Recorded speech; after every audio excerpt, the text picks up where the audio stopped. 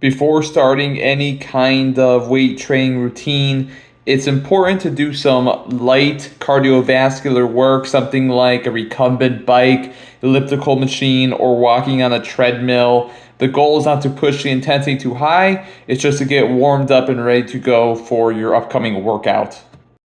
Before any kind of upper body workout, I have a series of stretches and warm up exercises I like to perform. So I always like to start off with some cat cow stretches, arching that back, looking up, and then rounding the back, looking down. This gets the back loosened up.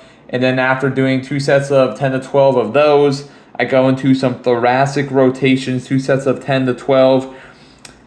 Reaching through, pulling up and out. This gets the mid and upper back loosened up and ready to go for the upcoming workout. Then from there, I like to go into a cable or band external and internal rotation. Again, 2 sets of 10 to 12. Keep those elbows pinned to your sides. This warms up the rotator cuff and the shoulder, and this is really good, especially on a push dominant session, okay? If you have the setup on some cables or bands, some pull aparts, some Y raises are always good options to get those shoulders good and loosened up before hitting the weights. And then a simple dumbbell hammer curl to press and then back down.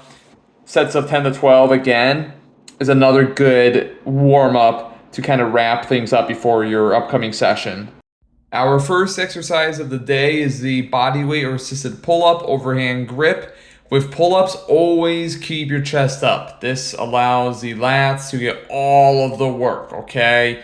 3 sets of AMRAP, as many as you can do with good form. Our second exercise is the kneeling single arm lat pull down, 3 sets of 10 to 12 each arm. This exercise emphasizes that stretch. Exaggerate that stretch, okay, guys? Think about pulling with your elbows. And in fact, you could align your body slightly off center from the cable to increase the range of motion a little bit. And this is a really good lower lat exercise. Again, you want to get a full stretch, pause, and pull back down, trying to keep those elbows close to your sides and really think about pulling through your elbows. Our third exercise is the seated cable row, 3 sets of 10 to 12.